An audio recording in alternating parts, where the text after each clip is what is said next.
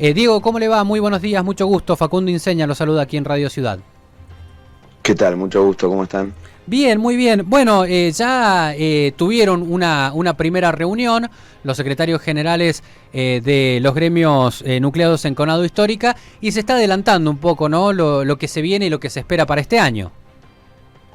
Bueno, sí, lamentablemente arrancamos un año muy mal, similar al año pasado, pero ya con un atraso salarial enorme que fue acumulado durante todo el 2024 debido a la negativa del gobierno de tener una paritaria real donde pudiéramos discutir porcentajes, negociar y tratar de evitar que el salario se atrase respecto al incremento de precios.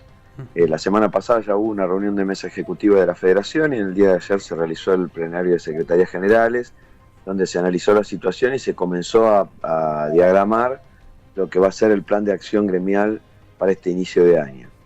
En el día de ayer además se conoció el índice de inflación, 2,2% mensual, un índice que, bueno, en todo el periodo de Milei ha hecho acumular un 179% de inflación, esto es en 14 meses, y con un gobierno que, bueno, festeja haber obtenido 2,2%, que sería un porcentaje bajo, en los últimos 4 años sería el más bajo, pero que en el acumulado de todo este periodo nos da un valor alarmante de inflación acumulada que no tiene nada que ver con lo que ha acumulado las actualizaciones de salario, ¿no?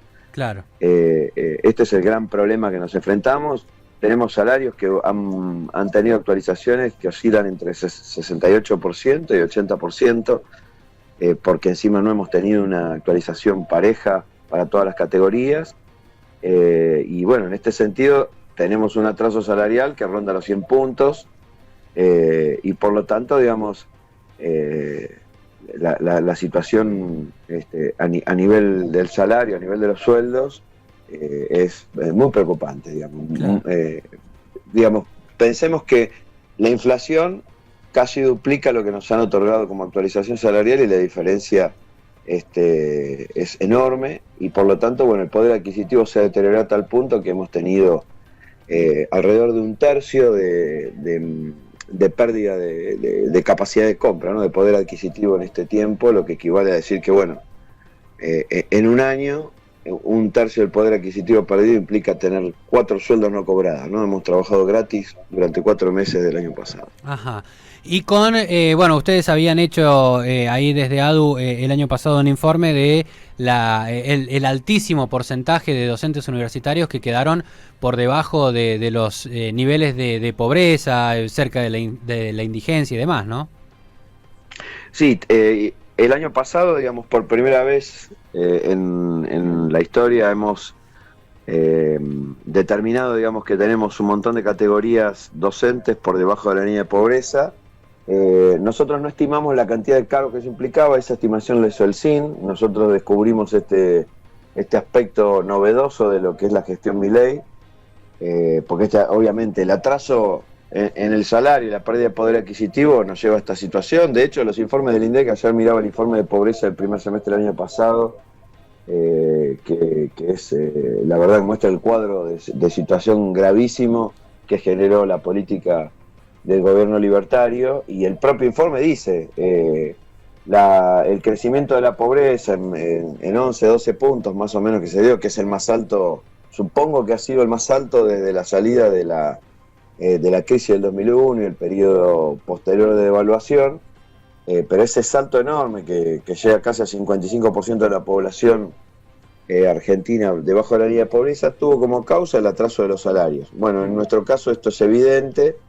Tuvimos el congelamiento de la garantía salarial, que es lo que ha hecho también que el desfasaje, o sea, esta brecha entre salario e inflación haya sido despareja entre las distintas categorías, porque esta garantía levantaba el salario de las categorías más bajas. Al quedar congelado, las categorías más bajas quedaron congeladas en su salario y la pérdida fue mayor en esos casos. Después de la marcha de octubre logramos la recomposición de ese ítem, y más o menos la situación se emparejó, es decir, que todos perdimos más o menos lo mismo. No es que se resolvió el problema, pero pasó a estar un poco más pareja la situación entre las distintas categorías.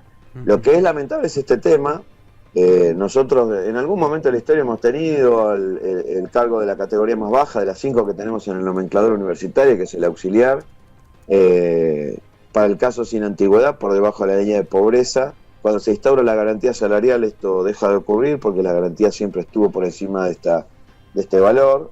La línea de pobreza la fija la canasta básica total que calcula el INDEC, y la de indigencia la canasta básica alimentaria. Es decir, que aquella persona que está por debajo de la línea de pobreza no llega a cumplir con los requerimientos mínimos establecidos en esa canasta de requerimientos de vida, y el que quien no alcanza la indigencia, quien está por debajo de la indigencia, padece hambre porque no llega a cubrir la canasta alimentaria.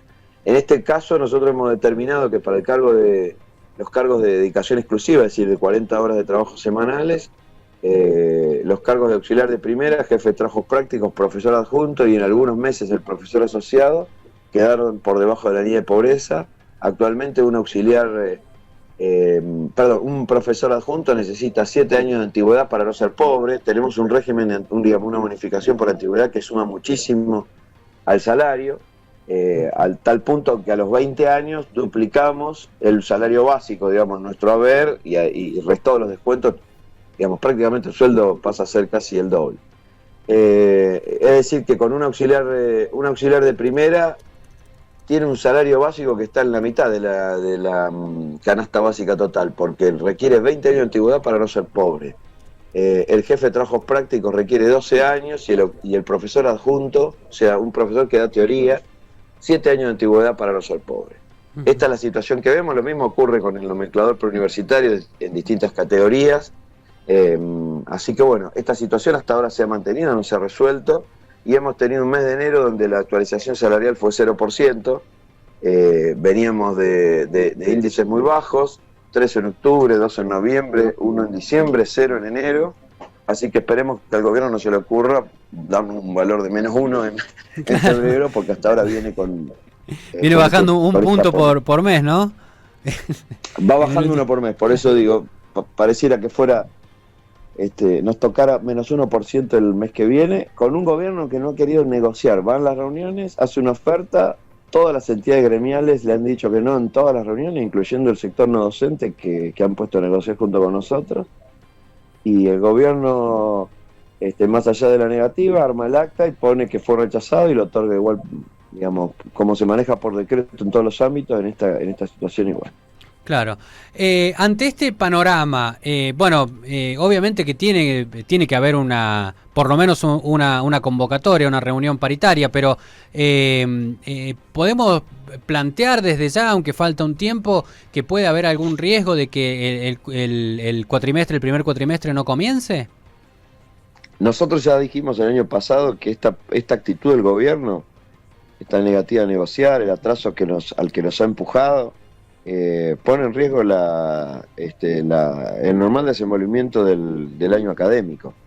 El cuatrimestre va a tener problemas para iniciar y para continuar, porque esta situación es insostenible. Nosotros, por cada peso que ganamos hace un año, tenemos un tercio menos ahora, y las categorías más bajas tienen una situación desesperante. Si no, no tendríamos estos valores de cargos por debajo de la línea de pobreza. Esto el CIN estima que representa el 70-80% de la masa docente del país. Y tengamos en cuenta que en nuestra universidad somos la mayoría, o gran parte, tenemos dedicación exclusiva, o sea, trabajamos 40 horas. En muchas otras universidades, la mayoría de la docencia tiene dedicación simple y trabaja de otra cosa, o sea que viene a la universidad solo a dar clases, tiene cargos de 10 horas, o sea que las remuneraciones se dividen por 4, o si son cargos de 20 horas, por 2, respecto a esos valores que hoy mencionaba. Entonces, la situación es muy dramática. Y el gobierno pareciera no interesarle, porque no le interesa la educación pública, y cuando nosotros hicimos esta alerta no hubo ninguna respuesta en relación a esta negativa a dar paritaria. No tuvimos paritaria para discutir el sueldo de enero, no otorgaron nada. Y pareciera ser que la actitud es la misma que el año pasado, después de todo este desastre al que nos ha llevado. Claro. Siempre también hay que, me parece importante aclarar que cuando se habla de la canasta básica total, digamos, la línea de pobreza, la línea de indigencia, las canastas en general no contemplan el tema del alquiler, ¿no? Que en muchos casos también muchos docentes alquilan, así que a eso hay que sumárselo a la hora de comparar lo que tienen que gastar por mes y el sueldo que tienen. Sí, así es. Tanto en la canasta como en los cálculos de inflación, digamos, estos son aspectos bastante complicados.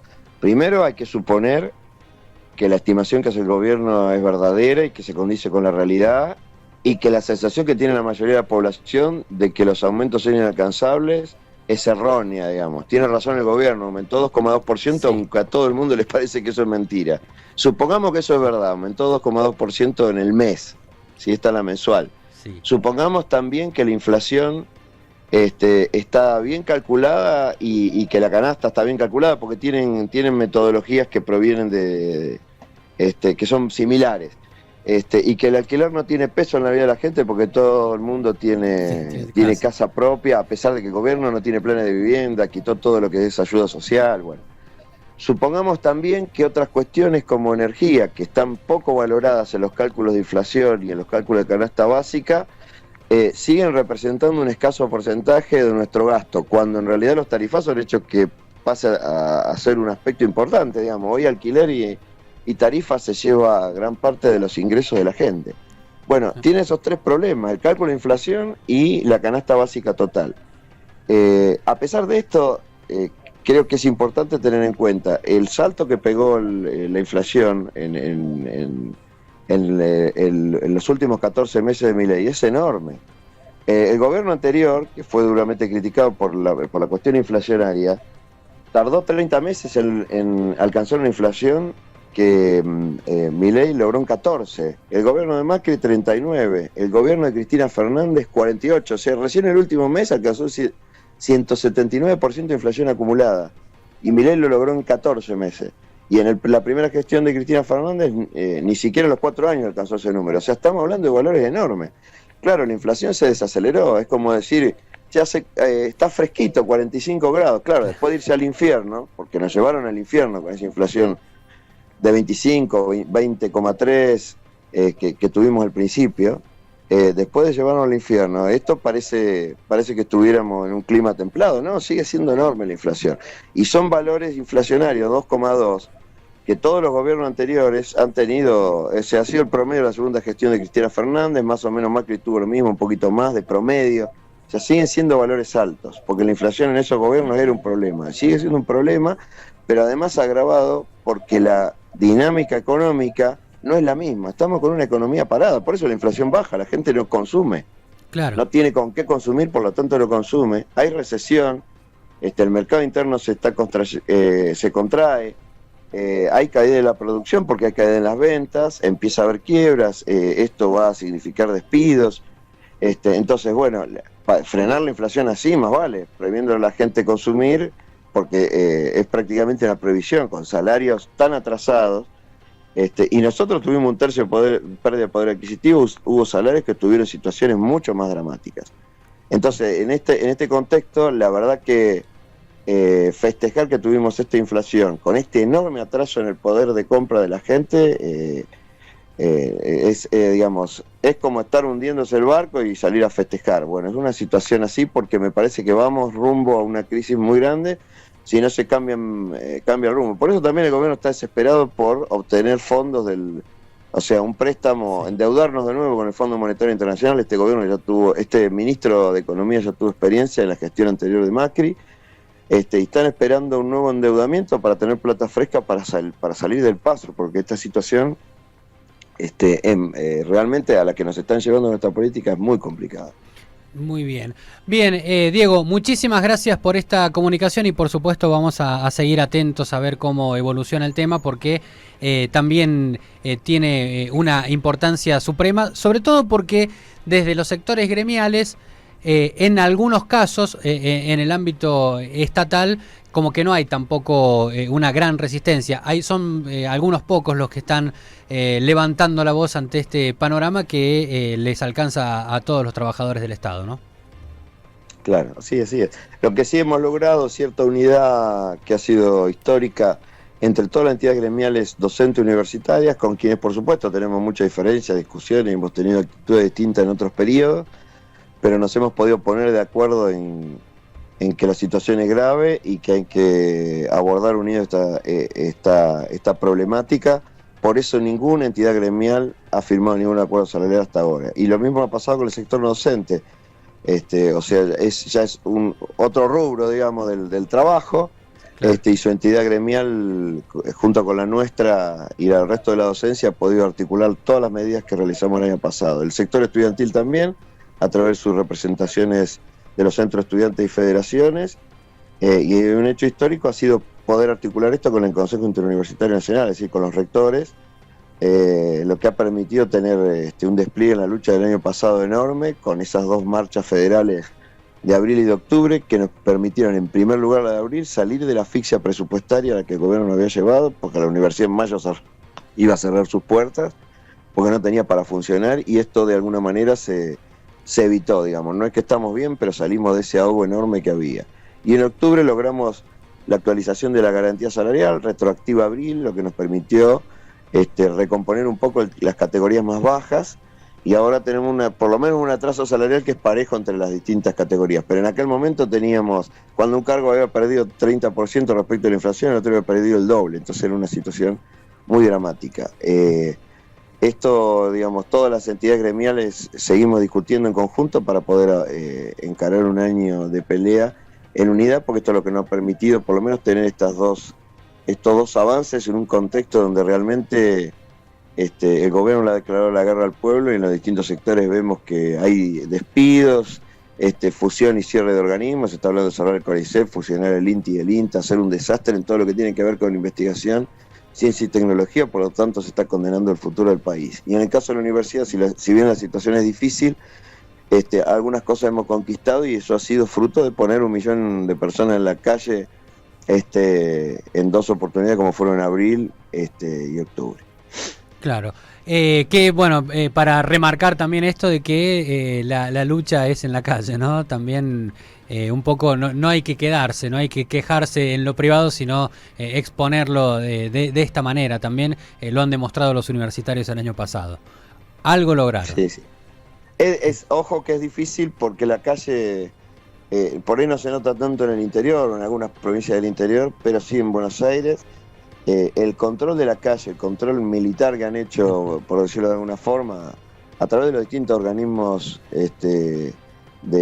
represivos, con el protocolo de Bullrich, ha sido desastroso. Lo que ha pasado es que en las marchas universitarias se les desbordó, digamos, no le alcanza el personal para ejercer una represión que permita controlar a la gente. Tuvimos medio millón de personas en Capital Federal movilizadas. Pretendían que se movilicen por las veredas. No hubiera quedado una vereda sana, porque estaba toda la ciudad inundada de gente.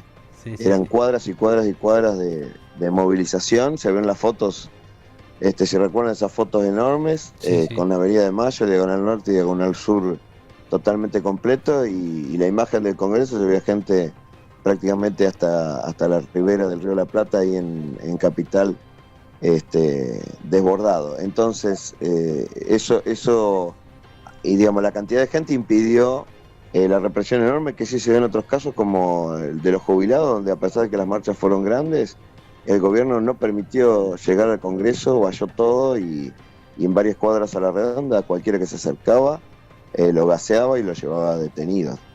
Así que bueno, es difícil inclusive ganar la calle, porque esta situación represiva a la que el gobierno nos está llevando justamente tiene ese objetivo, que la gente no salga, que tenga miedo, y lo han logrado a través de este protocolo de la ministra Patricia Bullrich. Sí, exactamente. Bien, Diego, muchísimas gracias por esta comunicación. Gracias a ustedes por el espacio. Gracias, que tenga un buen día. Hasta luego. Diego Costa, secretario adjunto de la Asociación de Docentes Universitarios de San Luis.